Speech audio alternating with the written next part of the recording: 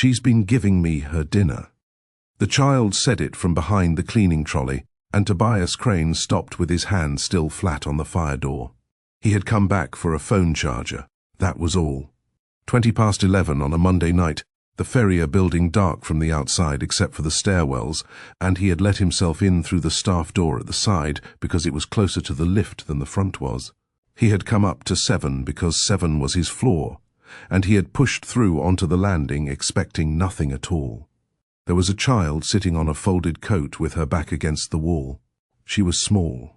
She had a school cardigan on with the cuffs pulled down over her hands, and 2 short puffs of hair with the elastics that have the little plastic balls on them, and she was holding a plastic tub on her knees with both hands, the way you hold something you have been told not to drop. Somewhere 2 floors below, a floor polisher was running. You could feel it in the handrail more than hear it. "Hello," Tobias said. "Hello. "Is your mum here?" Right now." "Where is she?" 4, the girl said. "She does 4 and 5 and then she comes back up." He looked down the stairwell out of some instinct he could not have named, as though a woman might be standing on the half landing waiting to explain. Nobody was. The polisher went on making its long, slow passes underneath them both. "Have you had your tea?" he said, because it was the only useful question he could think of. "Yes." "What did you have?" She turned the tub around so the lid faced him. "This is mine," she said. "That one on the trolley's my nan's. She's been giving me her dinner." Tobias smiled, because he thought he understood. "Sharing it out, is she?" "No." He waited. "She puts it in," the girl said, "and then she brings it home again, and it's still in there."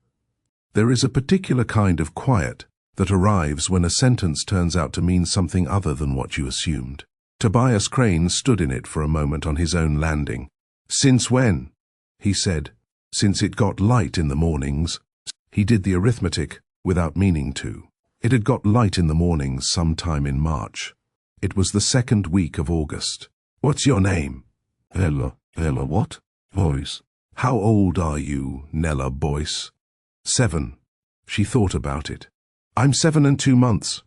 The polisher stopped. In the new silence he could hear the building doing the things buildings do at night, the low tick of the risers, a lift settling somewhere in the core. Then a door went on the stairs below and there were feet coming up. Quicker than a woman of that age ought to have been taking them, and Ivy Boyce came round the turn of the flight with her hand already out in front of her. She was 63 years old and broad through the shoulders, and she had her reading glasses pushed up into her hair. She looked at Tobias, and then at the child, and then at Tobias again, and her whole face went. "I'm so sorry," she said. "I'm so sorry, sir. She's no trouble. She sits there, and she doesn't touch anything. It's all right. There's no one at home for her.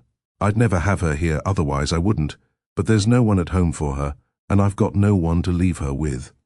The words came out fast and flat, in an order she had clearly rehearsed at some point, possibly for 2 years. "It won't happen again. It's honestly all right." "I'm sorry," Ivy said. "I'm sorry. I'm sorry." 4 times in a minute and a half. He counted them afterwards, in the lift lobby, when he had time to. Nella had gone completely still, not frightened, still, in the way that a small animal goes still, all of her attention on the 2 adults, and none of it showing on her face. She had put the lid back on her tub and folded her hands on top of it. "What's your name?" Tobias said to the grandmother. "Ivy." "Ivy. Nobody is in any trouble. I forgot a charger. That's the whole of it." He put his hands in his coat pockets because he had run out of things to do with them. "You get on." "Thank you, sir." "Tobias." "Thank you," Ivy said, and did not use it. He said good night. He walked round the corner to the lift lobby and pressed the call button, and the doors opened straight away, because at that hour they always do, and he stood looking into the lit box of it with his coat over his arm. He did not get in. He stood there long enough for the doors to close again by themselves, long enough to hear, 2 floors down, the polisher start up and begin its long, slow passes. Somebody had put food into a box every day since March and carried it 11 stops out and carried it back again without opening it, and a 7-year-old was the only person in the world who had noticed. He turned around and went back to the stairs. If a story ever put its hand on your chest in the first 3 minutes, this is the one to stay with. Hit the like button for me, and tell me in the comments where in the world you are watching from tonight, because I read every single one, and it makes my week. Share this with somebody who works while everybody else is asleep. And subscribe so you are here for the end of it, because I promise you that the last 5 minutes of this are worth the wait. 2:30 that same afternoon, 11 stops out on the same line. Ivy Boyce stood at a kitchen counter in a flat with 2 rooms in it and packed the dinner. She did it the way she did it every day. 2 tubs out of the drawer, the big one and the small one went to Nella. Into the small one went the good half of everything. The end of the chicken with the skin still on. The 4 best potatoes, the ones that had gone gold at the edges. A folded square of kitchen roll on top, because the lid had a crack across one corner that had been mended with tape a long time ago, and the tape had gone brown, and sometimes the gravy found the crack. Into the big one went the rest. Nella sat at the table doing a word search and did not look up, because in 7 years and 2 months she had never once been given a reason to. Cardigan, Ivy said. It's hot. It's hot now. Nella got the cardigan. There had been a childminder until March. A woman 2 doors down who took her from 4 until 11 for £30 a week, and £30 a week is nothing at all until the week you have not got it, and in March Ivy had not got it. So the arrangement had become the other arrangement, which was that Nella came to work. It was not a thing Ivy told anybody. It was not a thing she let herself think about in words. She had done the sums twice, and both times the sums had come out the same way, which was that the 2 of them ate all the childminder did, and after that she had stopped doing the sums. They walked to the station at 10 to 3 because Ivy did not like to rush. The Ferrier building is 11 stories of serviced offices with a stone front and a revolving door that nobody who works there at night has ever been through. The staff door is round the side, past the bins, and it has a grey plastic reader on the wall beside it at the height of a grown woman's chest. Ivy took her badge off the lanyard and touched it to the reader, and the little light went green. Then she took a second badge out of her coat pocket and touched that to the reader too, and the light went green again, and she put it back in her pocket. Nella watched her do it, the way she watched her do everything, and thought nothing of it whatsoever. Trolley, Ivy said. The night went the way the nights went. Ivy started on 11 and worked down, because you always work down, and Nella came with her as far as 7 and then stopped, because 7 was hers. The folded coat lived behind the trolley in the cupboard on the 7th floor landing. Lights out by 10. Tub on her knees at 6, because that was tea time whether you were in a building or not. At about 7 o'clock, on the 9th floor, Ivy showed her the pad again. She was not teaching. She had never in her life sat a child down and taught her anything. She simply talked while she worked, and the polisher was heavy and slow, and there was a lot of corridor, and so she talked about the pad. Halfway, she said, look at the doors. There's 14 down this side, so at 7 you stop and you flip it and you rinse it. Why? Because it's full. Ivy tipped the machine back on its wheels and turned the pad over to show her the grey of it. It's not lifting anything now. It's carrying it. You keep going past halfway, and you're not cleaning this floor. You're spreading it. But it looks clean. It looks clean tonight. Ivy put the pad in the bucket. You come back tomorrow and get down and look along it. Not down at it, along it, like this, with your cheek near the floor. And you'll see it. It goes sort of dull and even, all one flat colour, and a proper floor doesn't do that. A proper floor's got a shine that moves when you move. Nella got down with her cheek near the floor and looked along the 9th floor corridor of the Ferrier building, and she saw it, and she never afterwards stopped being able to see it. Who did it wrong? She said, nobody did it wrong. Somebody was in a hurry. At 8, Ivy went down to 4 and 5, and Nella stayed on 7 with her tub. At 6 o'clock Nella had eaten. She had eaten the end of the chicken with the skin on and the 4 gold potatoes, and she had wiped the tub out with the folded square of kitchen roll, because you bring it home clean. Ivy's tub stayed on the trolley with the lid on. It stayed there while she did 9 and 10. It stayed there while she did the long corridor on 6 and flipped the pad at halfway and rinsed it. It stayed there while she did 4 and 5, and it was still there at 11:20 when a fire door went 2 floors above her and she heard, very faintly, a man's voice on the 7th floor landing saying hello to somebody. She was up those stairs faster than her back has forgiven her for since. Tobias Crane did one thing on Tuesday morning, and it was the smallest and kindest thing available to him, and it is the reason for everything that happens in the rest of this story. He rang the facilities office at 9:10 and asked who cleaned the 7th floor. That was all he asked. He did not mention a child. He thought that not mentioning the child was a kindness, and on any other week of any other year he would have been right. The woman who took the call was called Bernadette Quill. She was 51, she was the area supervisor for 3 buildings, and she spent so much of her working life on the ring road that her car had a cushion in it. She had a lanyard with 4 different passes on it and a way of answering the phone that made you feel she had been waiting for you specifically. 7th floor, she said. That'll be Ivy. Ivy Boyce. Is there a problem? No. No problem at all. Because if there's a problem, I'd want to know. There's no problem, Tobias said. I was in late last night. That's all. The floor's immaculate. There was a small pause on the line. And in that pause Bernadette Quill decided something, because a director of the company that owns the building does not ring the facilities office at 9:10 on a Tuesday to say a corridor looks nice. I'll have a look at the rota, she said. Here is what Tobias Crane did not know, and what Bernadette Quill had thought about every day for a fortnight. The Ferrier's cleaning contract was out to re-tender that Friday. £1.4 million a year across the 9 buildings, and Bernadette's agency had held it for 11 years, and was about to lose it. The incoming bid came in 400,000 under, and it came in 400,000 under for a reason that was written on the 2nd page in a single line, night cover reduced from 4 operatives to 2. 4 people to 2. On 11 floors. Everyone in that building was already frightened that week. Nobody was doing anything wrong. But there is a state a workplace gets into in the last few days before a contract changes hands, where every person in it is quietly making sure that whatever goes wrong next, it will not be findable on them. And into that state Tobias Crane had just dropped a question from the top of the building. At 4 o'clock, the agency held a briefing for the night team in the basement meeting room, which has no window and 11 chairs. Ivy came because you come. She brought Nella because there was nowhere else for Nella to be at 4 o'clock on a Tuesday, and she put her in the corner on a swivel chair with a colouring book and a packet of the small wax crayons, and Nella sat there for 50 minutes, and nobody in that room looked at her once. Simone Okafor came in 11 minutes late with her coat still on. Bus, she said. It's always the bus, somebody said. It's always the bus. Because it's always the bus.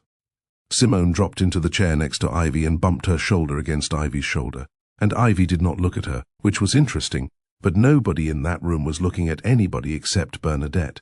Bernadette stood up and told them the truth, which is more than most people would have done. She said the contract was going. She said it looked like the 2nd week of September. She said she did not know yet who was being kept on and who was not, and that anybody who told them different was guessing. Then she said the other thing. I've been asked to pull the night rota for the last 6 months, she said. It's nothing. It's a handover thing. They'll want to see the hours before they take the buildings on. It was not a handover thing, and she knew it was not, but she had been asked by a director, and she had no better answer than the one she gave. Ivy Boyce did not move. That is all she did. She sat in a plastic chair in a room with no window, and she did not move at all, and she kept her hands folded in her lap, and her face did the thing a face does when a person has decided that the safest available action is to become furniture. Nella looked up from the colouring book. She could not have told you why. Nothing had happened. A woman she had never met had said something about a rota in a voice that was, if anything, reassuring. But Nella Boyce had spent 7 years and 2 months learning to read one particular face, the way you learn to read weather if you live somewhere the weather can hurt you, and she looked up from a half-coloured parrot, and she saw it. Nan, she said afterwards on the stairs, what's a rota? It's a list of who works when. Is it bad? No, love, Ivy said. It's a list. They went up to the ground floor and out through the side door past the bins, and Ivy stopped and stood for a second with her hand on the grey plastic reader, not touching her badge to it, just resting her fingers on the casing. Then they went home, and she packed the box for the night shift, and into the small tub went the good half of everything. That evening, at 10 to 7, in an office on the Ring Road with her coat still on, Bernadette Quill pulled the rotor. The number came out at 8:20 on Wednesday morning, and Bernadette Quill checked it 3 times because she liked Ivy Boyce. 31 shifts rostered, 62 badged. She checked it the first time because she assumed she had run the wrong 6 months. She checked it the second time because she assumed the reader had double counted, which it does when the door sticks. She checked it the third time because by then she had stopped assuming anything, and the third time she did it slowly, month by month, with her finger on the screen, and it was 31 and 62 in 5 of them. In the 6th, which was February, it was 31 and 31, and that is how she knew to the week when it had started. 2 taps a night, near enough every night. Since March, she sat back in her chair on the Ring Road and put both hands over her face, and stayed like that for long enough that the man at the next desk asked her if she was all right. Understand what she was looking at, because the story turns on this, and it is not complicated. The agency does not pay by the hour. It pays by the tap. A cleaner touches a badge to the reader and a shift opens, and 6 hours later they touch it again and the shift closes. And at £11.44 an hour, a 6-hour night is £68.64, and that is the whole of the machinery. There is no supervisor at midnight. There is nobody on the door. The reader is the entire system, and it works because of one rule, and the rule is that you touch your own badge and nobody else's. Badging another person's shift is dismissal. Both parties. No appeal, no process, no discretion, and Bernadette Quill was not the person who wrote it. She rang Tobias Crane at 9. You asked me about the 7th floor, she said. I did. I need to tell you what came back, and then I need to tell you what happens next, and you are not going to like the second one. He listened. He was standing at the window of an office on the 8th floor of a building he owned outright, and he listened to a woman on a ring road explain that his single, small, decent question had turned up 62 shifts against 31, and that the woman he had been trying to be kind to would be suspended within the day. No, he said. Mr. Crane. No, I'll deal with it. It's my building. It is your building, Bernadette said, and it is not your rule. He tried it anyway, because men who own things do. He said he would speak to the agency. He said he would take it as a commercial matter. He said, at one point, that he was not prepared to have this happen, and Bernadette Quill let him finish, and then said the thing that ended it. If I let this go, she said, I have to let the next one go. And I've had 2 of these in 11 years, and both times it was somebody putting their boyfriend's badge through for shifts. He never worked. That's what this rule is for. It doesn't know the difference between her and them, and the second it starts, knowing the difference, it isn't a rule. It's me deciding who I like. There was a long silence on the line. I do like her, Bernadette said. That's the problem with it. They asked Ivy at 4 o'clock, in the corridor outside the basement meeting room, standing up, because that is where the conversation happened to start, and nobody had the sense to move it. Bernadette did it herself. She did not send anyone. Ivy, she said. 62 taps, 31 shifts. Whose were the others? Ivy Boyce looked at a point on the wall about a foot above Bernadette's shoulder. I did them, she said. I know you did them. You did every one of them. That's not what I'm asking you. Whose badge was in your pocket? Nothing. Ivy, if you tell me the name, I have to put it on them as well, and I will, and I'll hate it. If you don't tell me the name, it all sits on you. All of it. Do you understand what I'm saying to you? It all sits on you. I did them, Ivy said. Bernadette gave her the night. She said it kindly, and she meant it kindly. She said, go home, sleep on it, ring me in the morning before 9, and if there's a name, I'll take it from there. Ivy said, thank you. Nella sat on a chair outside the basement meeting room for 2 hours with her coat on. Nobody had told her to keep her coat on. She had put it on when her grandmother stood up, because when her grandmother stood up, you put your coat on, and then the standing up had turned into a conversation in, A corridor, and the conversation had turned into 2 hours, and she had kept it on the entire time because taking it off would have meant deciding they were staying. She swung her legs. She read the fire notice on the opposite wall about 40 times. A man she did not know went past twice and smiled at her the second time. When Ivy came out, her face had nothing on it at all. "Nan," Nella said. "Are we going home?" "We're going home." "Is it about the list?" Ivy took her hand, which she did not often do in a building. "Everything's fine, love," she said. They went home. Ivy did not ring in the morning, and at 2:30 on Thursday afternoon she stood at the kitchen counter and packed the dinner into 2 tubs, the good half of everything into the small one, exactly as she had done every day since March, even though she was not on the rota to work that night, and both of them knew it. Bernadette Quill drove 11 stops out on Thursday morning to suspend Ivy Boyce at her own kitchen table, and she did it that way on purpose, and it was the kindest available version of the worst thing that happened to anybody in this story. She could have done it at the building. That is where it is normally done. You do it in the basement meeting room at the start of the shift, and the person collects their coat and goes, and the other 3 watch them go, and then get on with 11 floors between them. Bernadette had watched that happen twice in 11 years, and had not been able to sleep either time. So she drove out instead, and she parked badly, and she carried her folder up 2 flights of a stairwell that smelled of somebody's washing, and when Ivy opened the door, Bernadette said, "Can I come in and sit down, love, because I'd rather sit down." They sat at the table with the word "search" on it. Nella stood in the doorway of the other room, which was the room with the beds in it, and she did not come in, and she did not go away. "You're suspended from this morning," Bernadette said. "It's not dismissal yet. It goes to the agency, and the agency decides, and I have to tell you honestly that I have never seen one of these go the other way." Ivy nodded. "You'll get a letter. Don't wait for the letter. Ring me." Ivy nodded again. "Ivy." Bernadette put her hand flat on the table, not on Ivy's hand, just on the table near it. "Last time, whose badge?" And Ivy Boyce asked the only question she asked in that entire hour. "If I say the name," she said, "does it go on them as well?" "Yes." "The same as me?" "The same as you." "Then no," Ivy said. Bernadette sat back in her chair. There it was, out in the open, and now everybody in the room knew there was another person.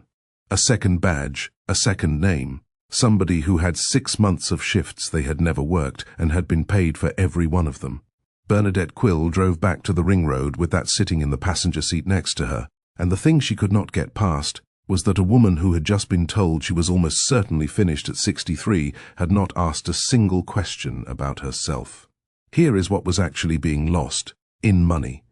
Because this story is about money, and I am not going to be delicate about it. Ivy Boyce worked 31 shifts a month, at 6 hours a shift, and £11.44 an hour. That is £68.64 a night, and £2,127.84 a month before anything comes off it. She had held her place on that roster for 19 years. And an agency roster place is not a job, it is a queue, and you do not rejoin the queue at 63 in the same week that the contract changes hands and the incoming firm is cutting the night team from 4 people to 2. She was not losing a shift. She was losing the last one she was ever going to be offered. That night, Tobias Crane went up to the 7th floor of his own building at 10:30 and stood in the corridor and looked at the floor. He could not have told you what he was looking for. He had been on that floor for 9 years, but somebody else had done it that night, quickly, because there were 3 of them doing 11 stories instead of 4, and Tobias crouched down the way you crouch to tie a shoelace, and put his cheek almost on the carpet tile, and looked along it instead of down at it. It was dull, all one flat color, the whole length of it, no shine moving anywhere. He did not know why he could see that. He did not know that a woman had explained it to a 7-year-old on the 9th floor 8 days earlier, or that the child had got down with her cheek near the floor and looked along it and never afterwards stopped being able to. He only knew that the corridor was wrong in a way he had no word for. The trolley was in the cupboard on the landing where it always was. The folded coat was still behind it, and in the wire basket on the side of the trolley, where it had been since Monday night, was a plastic tub with a crack across one corner, mended with tape gone brown, and the lid was still on it. Tobias Crane picked it up. It was cold, obviously. It had been in a cupboard for 3 days. It was heavier than it had any business being, and when he took the lid off, it was full, all of it, untouched, a whole dinner sitting in a box, gone over and ruined and completely intact. He sat down on the top step of the 7th-floor flight with it in his hands. Since it got light in the mornings, the child had said. March to August. He worked it out on the stairs like a man doing a sum he already knew the answer to and was hoping to get wrong. 22 weeks. Near enough every night of them. 154 dinners. He went down to the 4th floor, where 3 people were working a floor meant for 4, and he asked them one question. Who else has been badging in on Ivy's shifts? 2 of them looked at each other. The 3rd was a young woman in a headband with her sleeves pushed up, and she stopped with a cloth in her hand and put both palms flat down on the top of the trolley and stood there with her arms locked and her head down and did not say one single word. Simone Okafor left her cloth on the 4th floor, took her coat off the hook, walked out of the staff door past the bins at 20 to 12 at night, and got on the train. She was 24. She had a daughter called Ife, who was 11 months old and asleep at her sister's, and she had spent 5 months waiting for somebody to ask her the question that Tobias Crane had just asked on the 4th floor, and now that it had been asked out loud, she found she could not stay in the building for 1 more minute. She knocked on Ivy's door at 1:10 in the morning. I'm going to tell them it was me, she said, before Ivy had got the door properly open. I'm going in tomorrow and I'm telling them it was my badge and I'm resigning, and then it's off you, because if I resign first, then it's... Simone. Then it's just me. It's only on me. And I've got my sister and I've got... Simone, come in. You'll have the whole landing up. So she came in, and she sat down at the table with the word search on it, and she cried in the way that people cry when they have been holding something for 5 months, which is not gracefully. And Nella came out of the other room in her pyjamas, because a 2-room flat has nowhere for a thing like that to happen quietly, and she stood by the counter and watched, and nobody sent her back to bed. That is how a 7-year-old ended up hearing the whole of it. Here is what she heard. Ife Okafor was born in March, 9 weeks before anybody expected her, and she stayed in a hospital 11 stops the other way along the same line for 4 months. She came home in July. She is fine now. That is the whole of the medical part of this story, and it is all I'm going to say about it, because it is not the part that matters. What matters is a rule that fits on 1 line of an agency handbook. 3 missed shifts, and you come off the roster. Not sacked. Nobody is sacked. You simply stop being offered nights, and somebody else is offered them instead, and there are always more people than nights. Simone had been on that roster for 2 years.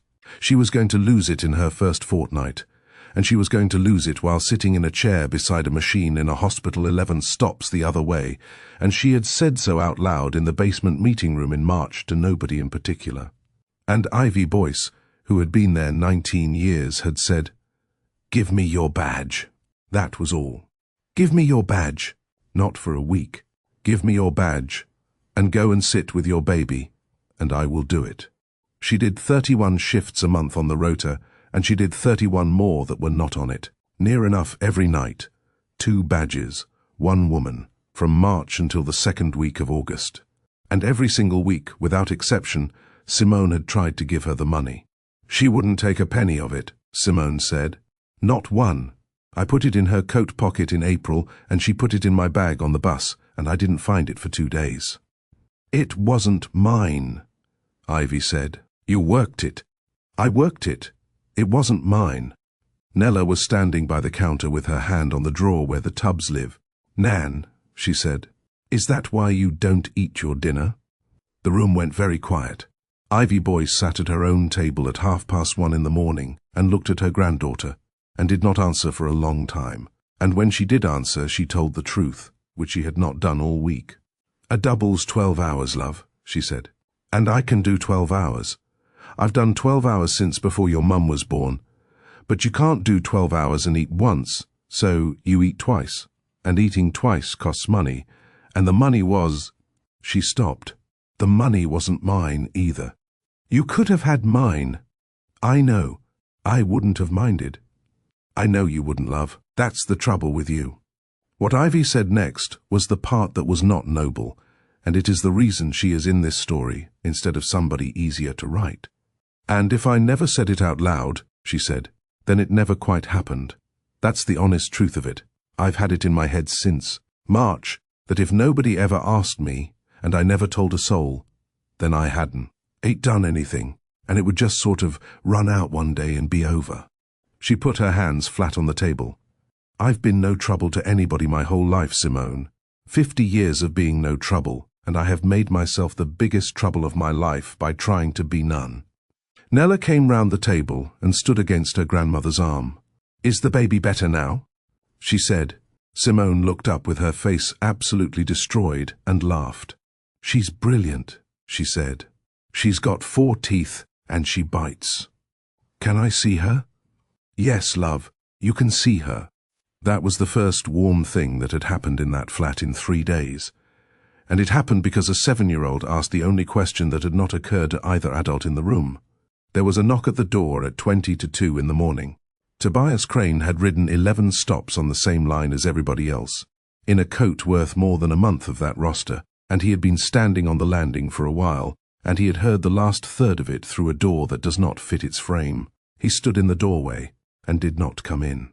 The retender is signed at 10 o'clock, he said. And there is not one thing I have just heard on this landing that I am allowed to say in that room. The handover was held in the ground floor lobby of the Ferrier building at 10 o'clock on Friday morning, because the meeting rooms were all booked and because somebody had decided it would look better with the stone front behind it. 9 people, 4 from the incoming firm, 2 from the agency, Bernadette Quill with a green folder on her knees, and Tobias Crane and a man from the property side who did the talking. Ivy Boyce was not there. She was suspended. She was sitting in a flat 11 stops out with the telephone in front of her on the table. Nella Boyce was there because Simone had brought her, and Simone had brought her because Simone had not been to bed and could not think of anywhere else to put her, and the 2 of them were on the low bench by the window where visitors wait. Simone had told her twice to sit still and say nothing. For 18 minutes she sat still and said nothing. They talked about the mobilization date. They talked about consumables and the keys and who holds the insurance from the 2nd week of September. Then the man from the property side said the sentence that did it, and he said it pleasantly, and he was not being cruel, and he had no idea whatsoever what he had just walked into the middle of. And you're comfortable with 2 on nights, he said, because the current lot are running 4, and the floors are, frankly, no better for it. Nella Boyce got off the bench. That's not true, she said. 9 adults turned round. Simone said her name, once, quietly, and reached for her hand, and did not get it. That's not true, Nella said again.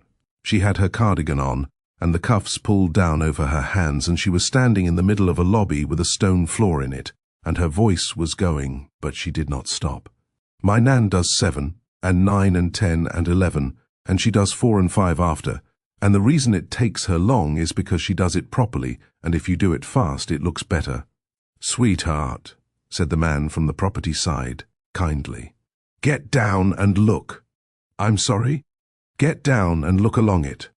She pointed at the floor of the lobby, at the long stretch of it running back towards the lifts. Not down at it, along it. Put your face near it and look along it. Nobody moved, so the child crouched down herself, in front of 9 adults in good coats, and put her cheek almost on the stone, and looked down the length of the lobby. Floor. And then she stood up again and told them what she had seen, in the words her grandmother had used on the 9th floor while pushing a machine. She told them a pad has to be flipped and rinsed at the halfway point of a corridor. She told them that past halfway it is full, and it stops lifting anything, and starts carrying it, and that if you keep going, you are not cleaning a floor, you are spreading it. She told them that a floor done in one pass looks better tonight, and looks the same all the way along, dull and flat and even, and that a proper floor has a shine that moves when you move. Then she said, you can do 11 floors with 2 people, you just can't do them twice. There is a particular silence that comes over a room of professional adults when a 7-year-old has said something technically correct that none of them can immediately contradict. Tobias Crane, who had crouched on his own corridor 11 hours earlier and had not had a word for what he was looking at, sat very still on a chair in his own lobby. And Simone Okafor stood up. "Her nan's suspended," she said, "and it's my fault. And I'd like to say why in front of everybody, because I've had 5 months of it being said in the dark." Bernadette Quill's green folder stayed shut on her knees. It stayed shut the entire time. There was not a page turned, or a screen shown, or a printout handed to anybody in that lobby that morning. And the reason I want you to notice that is that every single thing that changed in the next 4 minutes was changed by a person standing up and saying a true sentence out loud. Simone said all of it. The baby in March, 9 weeks early. 4 months, 11 stops the other way. 3 missed shifts, and you are off the roster. And a woman of 63 who said, "Give me your badge," and did 31 nights a month that were not hers, and put the money back in Simone's bag on the bus.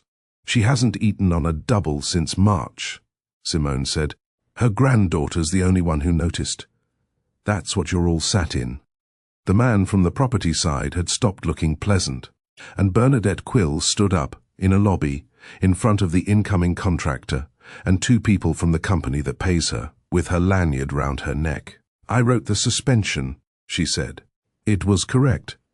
I'd write it again on the facts I had, and I want that on the record because I'm not going to pretend I was brave on Tuesday." She put the green folder down on the chair behind her. "But I've had 3 days to find a way round it, and there isn't one, and this morning I worked out why that's the problem and not the excuse.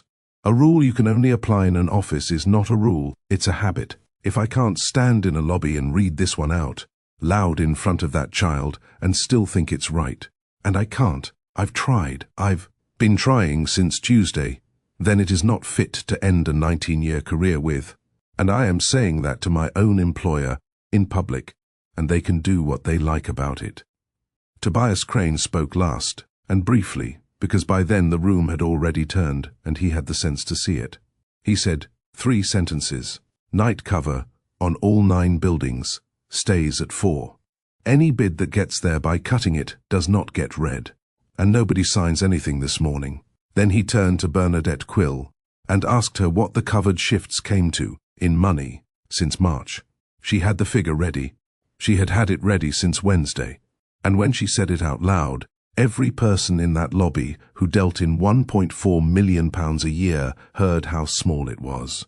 £10,570 and 56 pence. That was the figure.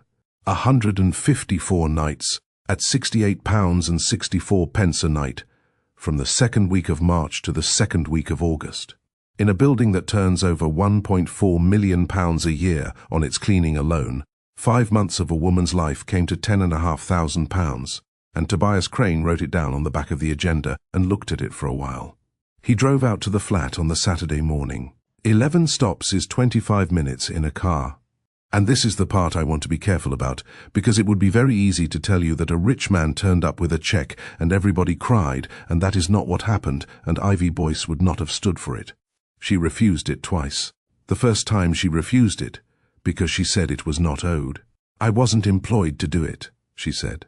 "There's no contract with my name on it for one single one of those nights. You can't be owed for something nobody asked you to do." The second time she refused it because she had worked out what it would make her. "If you give me that," she said, "then I'm somebody who did it for the money after all. I've had 5 months of knowing I didn't. That's mine. You can't have it." So, Tobias Crane sat down at a table with a word search on it and used the only word that got past her. "It's arrears," he said. "Not a gift, not help, not a kindness. Arrears.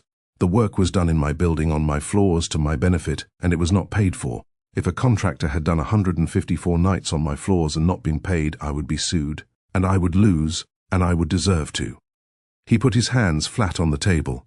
"You have not been given anything, Mrs. Boyce. You have been paid late. I am ashamed of how late." Ivy Boyce sat and looked at the tablecloth for a long moment. "That's a lawyer's way round me," she said. "Yes. It's a good one." She took it on the Tuesday. The rest of it went like this, and none of it was dramatic, and all of it was the point. Ivy came off the agency and onto the building's own staff, on days, with a contract that has her name printed at the top of it and a pension she will be able to see. 7 o'clock to 3, so she is home when a school day ends. She is the only person in the Ferrier building who has ever moved off a night rota onto the payroll, and there is now a route for it, written down, because Bernadette Quill would not let the thing be done as a favor for one person. Bernadette kept her job. Her agency did not keep the contract, which had been decided long before that Friday. She went across to the incoming firm as area supervisor in the second week of September, and the 3 missed shifts rule went across with her, amended, with a line about hospital that she wrote herself and had to argue for twice. Simone Okafor kept her roster and got her mornings. Ife has 6 teeth now and still bites. Night cover on all 9 buildings stayed at 4.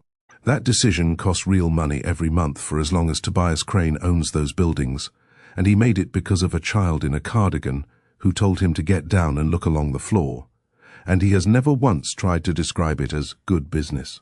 And Nella Boyce stopped being a secret. That is the part that mattered most, and it cost nobody anything at all. There is a chair for her in the facilities office, with her name on a bit of masking tape on the back of it. There is a shelf with her school things on it, her reading folder and her pencil case and a spare cardigan, because the first cardigan is always somewhere.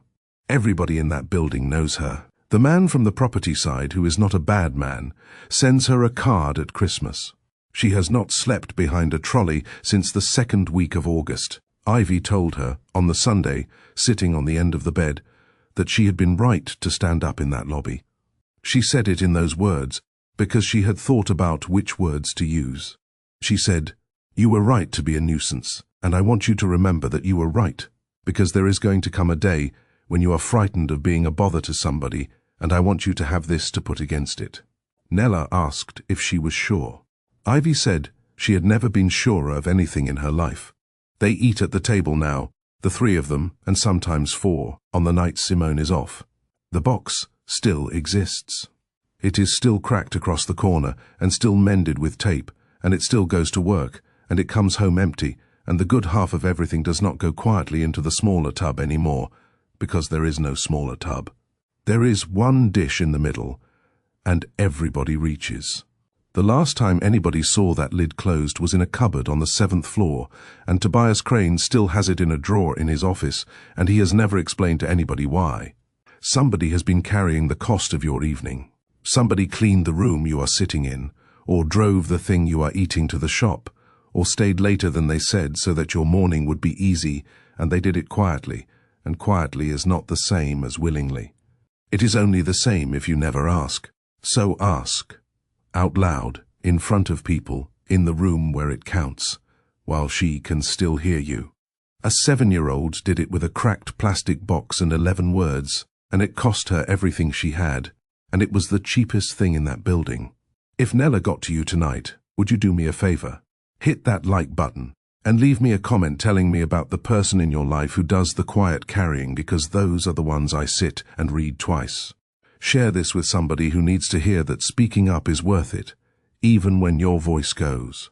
And subscribe, because I have got another one coming that I think about a lot, and I would like you to be here for it.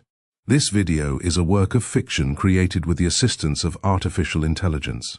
All characters, events, and situations are not real and do not represent any actual people or true stories. The content is intended for storytelling and emotional illustration only.